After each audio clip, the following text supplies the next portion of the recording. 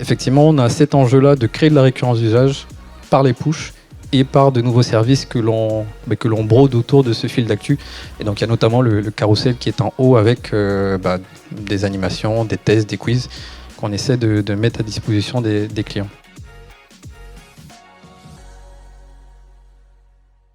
Merci beaucoup pour l'invitation, puisque du coup, pour ceux qui ne me connaissent pas, je m'appelle Nel Saint-Cyr, je suis à la DSI Commerce depuis une dizaine d'années déjà. Je n'ai connu que DF dans ma vie, donc voilà, ça va assez vite.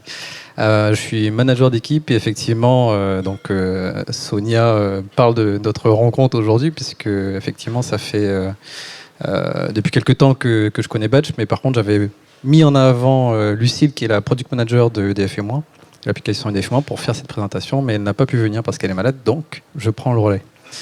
Et effectivement, du coup, on va parler du top 3 des campagnes de EDF et moi, mais juste avant, pour faire un petit retour de pourquoi Batch à EDF, c'est que en fait, c'est parti d'une rencontre un peu en prenant le même thème que le lieu que Sonia a choisi aujourd'hui, c'est que en fait, ça part d'une rencontre en 2018 avec Simon au Mobile One, où Simon m'explique en fait comment fonctionnent les push. Puisque quand moi j'arrive sur le projet EDF et moi, je ne sais pas à quoi sert un push, puisque en fait je lui dis ça fonctionne pas chez moi. Bizarrement, la solution qu'on utilise ne fonctionne absolument pas. Et il me dit Naël, t'inquiète pas de problème, on se revoit en janvier et on lance un POC. Et donc j'ai écouté Simon et je suis allé voir mes managers et je dis il y a quelqu'un qui m'a dit on fait un POC. On a fait un POC en janvier 2019, de janvier à mars 2019, on a fait un POC. Mais pas à destination des clients. On a vraiment testé l'intégration dans l'application et puis on l'a testé en interne et ça a été un succès. Et donc là, j'ai dit à mes chefs, on va poursuivre ce POC et puis on va aller un peu plus loin, un cran plus loin. Je voudrais l'industrialiser puisque ça fonctionne très bien. Et mes chefs m'ont dit, Naël, on est chez EDF en fait, t'as pas le droit de faire ça, faut faire un appel d'offres.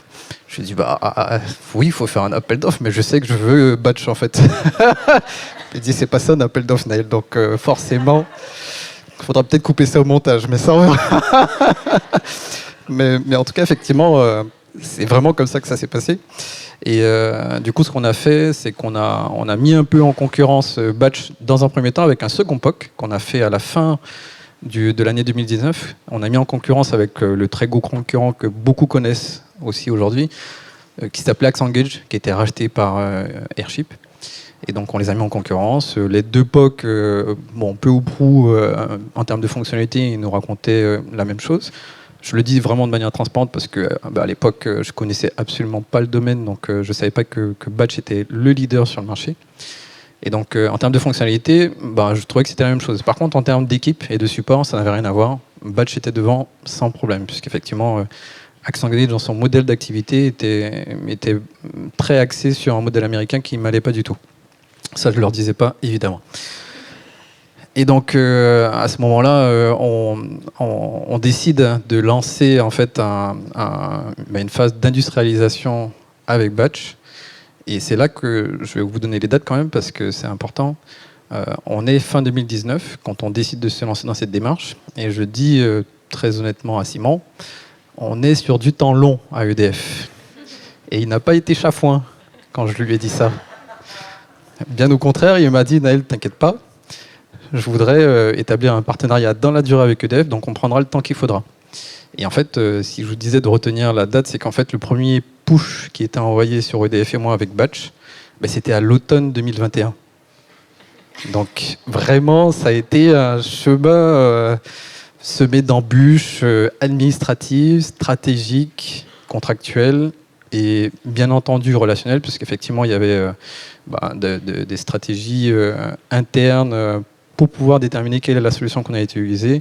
Est-ce que ça ne venait pas en contradiction avec d'autres outils qu'on voulait utiliser, notamment pour faire nos campagnes d'email, puisque avec Batch, on avait uniquement la partie push, et par exemple, AxeEngage proposait aussi de faire le Customer Journey avec les mails, les push, etc.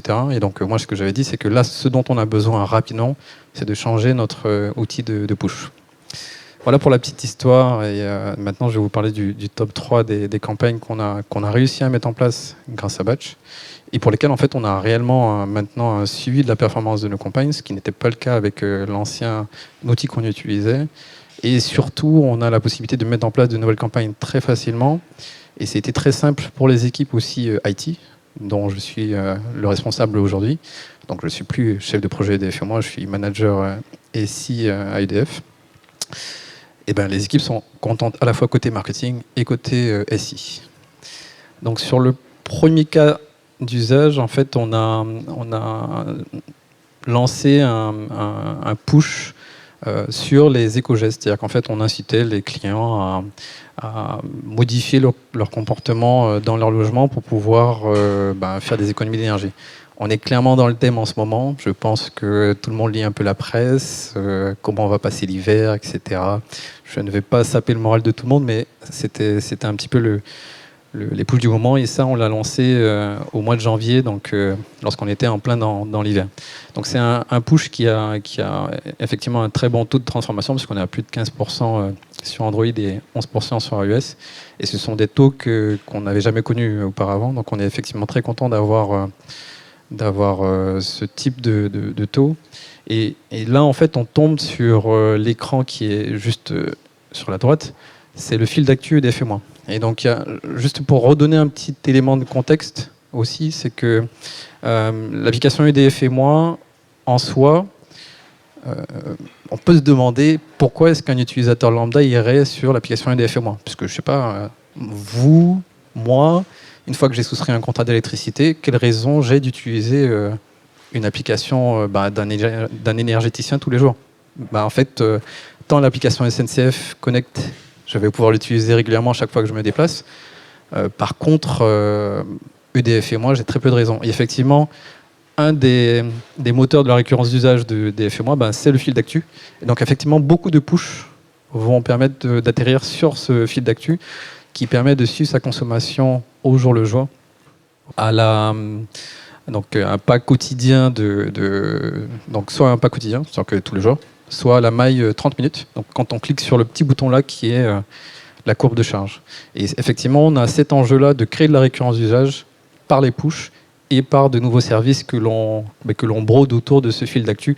Et donc il y a notamment le carrousel qui est en haut avec des animations, des tests, des quiz qu'on essaie de mettre à disposition des clients.